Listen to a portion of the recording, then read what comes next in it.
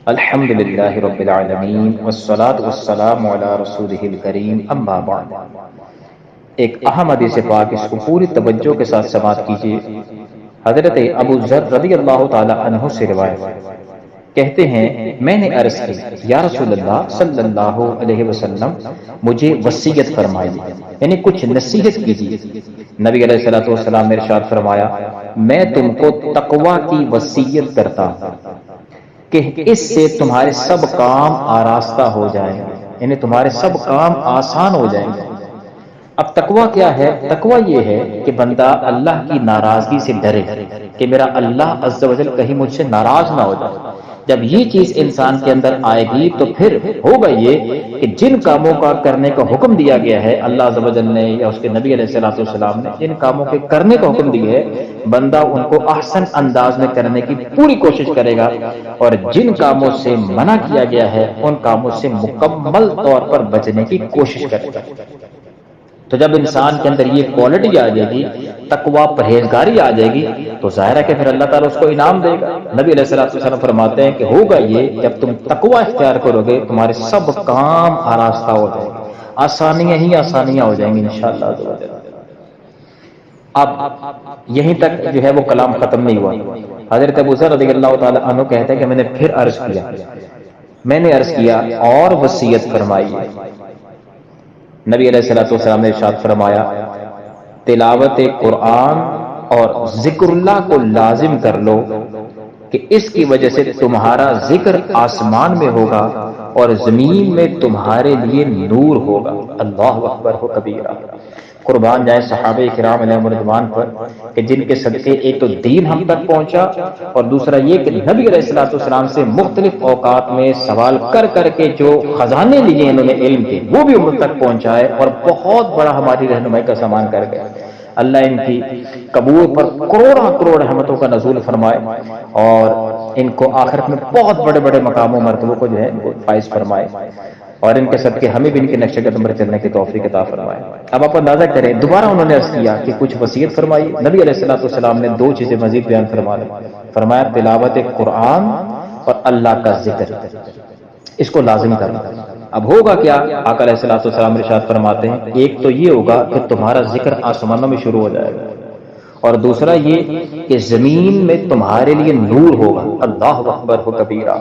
اب آپ اندازہ کریں کہ جب ایک بندہ مومن کا ذکر آسمانوں میں شروع ہو جائے تو ظاہر ہے کہ آسمان والوں میں اس کی جان پہچان ہو جائے گی، ملائکہ جاننا شروع کر دیں گے کہ فلاں بندہ جو ہے اللہ کا ذکر کرنے والا ہے، نیک ہے، پرہیزگار ہے۔ جب بندہ اس دنیا سے پردہ کرتا ہے یعنی مر جاتا ہے تو ظاہر ہے کہ پھر اس کو آسمانوں کی طرف لے کے جاتے ہیں، اوپر لے کے جاتے ہیں، اور پورا آسمان جو ہے ملائکہ سے بھرا ہوا ہے۔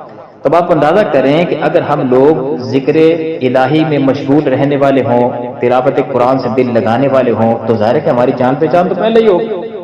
تو جب بندہ مومن اس کی روح کو اوپر لے کے جائیں گے تو وہ ملائکہ وہ دیکھ کے ہو سکتا ہے وہ یہ آگے سے فرمائے کہ یہ تو وہی بندہ مومن ہے کہ جس کا ہم ذکر پہلے کرتے رہتے تھے، یہ تو وہی نیک بندہ مومن یا مومنہ ہے کہ جس کے ذکر پہلے ہی آسمانوں پر چرچے پہلے ہی آسمان پر وہ ہوتے تھے، تو آج وہ ہمارے پاس جو ہے وہ اس کا گزر ہمارے پاس سے ہو رہا ہے۔ تو یہ بہت بڑی بات ہے کہ خدا را اس وقت کی قدر کرنی چاہیے، اور مرنے سے پہلے ہی اپنی جان پہچان آسمان والوں میں بنا لیں۔ اس کا بہترین طریقہ نبی علیہ الصلوۃ والسلام نے ہمیں بتا دیا، ذکر الہی، تلاوت قرآن۔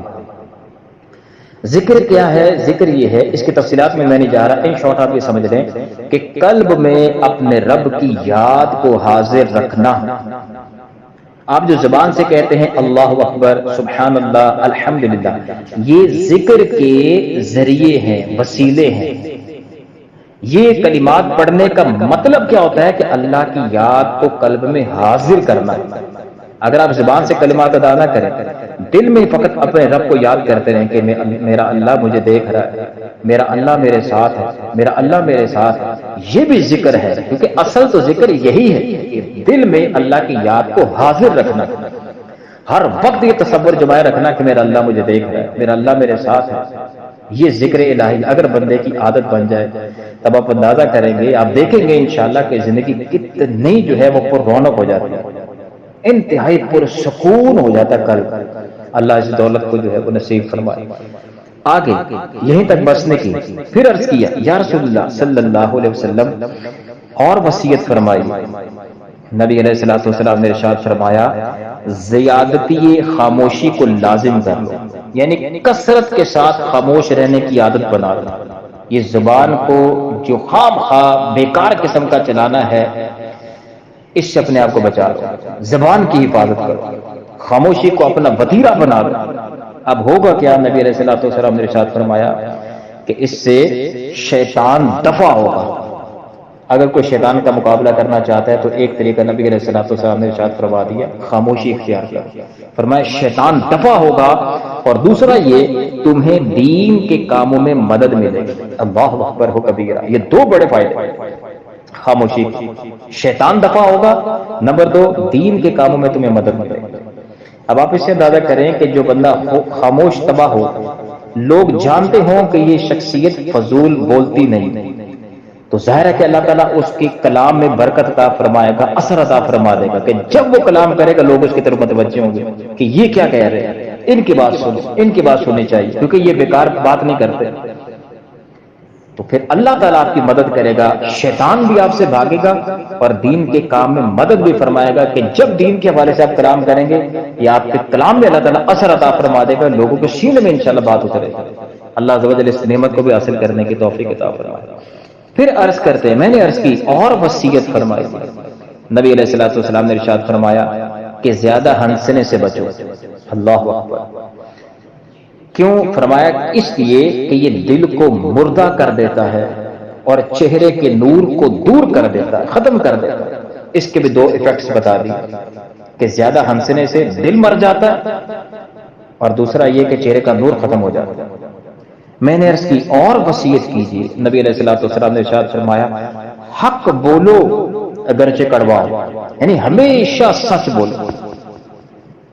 آگے میں نے عرض کیا اور وصیت کیجیے۔ نبی علیہ الصلوۃ والسلام نے فرمایا کہ اللہ کے بارے میں ملامت کرنے والے کی ملامت سے نہ ڈرو، یعنی جب آپ نے دین کی دعوت دینی ہے تو پھر یہ فکر نہیں آپ نے کرنی کہ لوگ میرے بارے میں کیا کہنا شروع کر دیں گے، کمنٹس کیا پاس کریں گے۔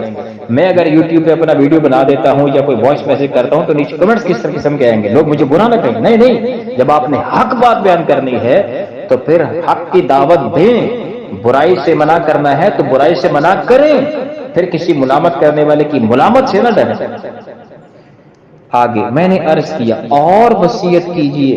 نبی علیہ الصلوۃ والسلام نے ارشاد فرمایا کہ جس کا خلاصہ یہ ہے کہ تم اپنے عیبوں کی طرف نظر کرو، دوسرے کے عیبوں کو چھوڑ دو۔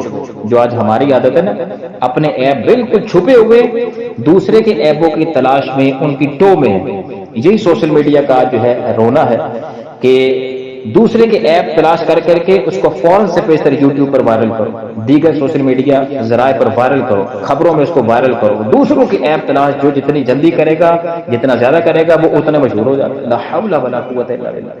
اسی چیز سے نبی علیہ الصلوۃ والسلام نے منع کیا کہ دوسرے کے عیبوں سے اپنے آپ کو بچا، اپنے عیبوں کی طرف نظر کرو، کیونکہ جب اپنے عیب نظر آئیں گے تو بندے کو توبہ کی توفیق ملے گی، اور اگر دوسروں کے عیب ساری عمر دیکھتا رہا تو اپنے عیب اس کو نظر نہیں آئیں گے، نہ توبہ کی توفیق ملے گی، ڈبل پھنسے گا۔ تو یہ حدیث پاک مکمل تھی۔ خلاصہ کلام یہ ہے کہ حضرت ابو ذر رضی اللہ تعالی عنہ نے 7 مرتبہ نبی علیہ الصلوۃ والسلام سے درخواست کی کہ وصیت کیجیے، تو نبی علیہ الصلوۃ والسلام نے 7 بہترین وصیتیں فرمائی، بہترین کلام، کیونکہ نبی علیہ الصلوۃ والسلام سے مخلوق میں نبی علیہ الصلوۃ والسلام سے بڑھ کر کلام کس کا ہو سکتا ہے؟ اور اس میں جو موتی جو ہیرے ہیں، ایک ایک جو وصیت ہے اس پر کلام کیا جا سکتا ہے، طویل کلام کیا جا سکتا ہے۔ خلاصہ کلام یہ ہے کہ 7 وصیتیں فرمائی۔ نمبر 1 تقوی اختیار کرو، آگے ایفیکٹس بھی بتائے، پھر تمہارے سب کام اللہ راستہ فرما دے گا، آسان کر دے گا۔ نمبر 2 فرمایا کہ تلاوت قرآن ذکر اللہ کو لازمی کر لو، ہوگا کیا؟ فرمایا ذکر تمہارا آسمانوں میں ہوگا، زمین میں تمہارے لیے نور ہو جائے گا، اللہ تمہیں ہدایت پر رکھے گا انشاءاللہ۔ تیسرا یہ کہ خاموشی کو لازم کر لو، اس سے ہوگا کیا کہ شیطان دفع ہوگا اور تمہیں دین کے کاموں میں مدد ملے گی۔ چوتھا یہ کہ زیادہ ہنسنے سے بچو، کیونکہ اس سے دل مر جاتا ہے اور چہرے کا نور ختم ہو جاتا ہے۔ اور پانچواں یہ کہ حق بولو اگرچہ کڑوا ہو۔ اور پھر فرمایا چھٹی وصیت یہ کی کہ کسی ملامت کرنے والے کی ملامت سے نہ ڈرو اللہ کے دین کے بارے میں. جب آپ نے حق بات بیان کرنی ہے، نیکی کی دعوت دینی ہے، برائی سے منع کرنا ہے تو کرو، کسی کی ملامت سے نہ ڈرو. اور آخری یہ وصیت کہ اپنے عیبوں کی طرف نظر کرو، لوگوں کے عیبوں کو چھوڑ دو، اس کی طرف توجہ ان کی ٹو میں نہ رہو. تو اللہ عز و جل سے دعا ہے اللہ تعالی ہمیں علم دین سیکھنے سمجھنے کی توفیق عطا فرمائے. آمین یا رب العالمین.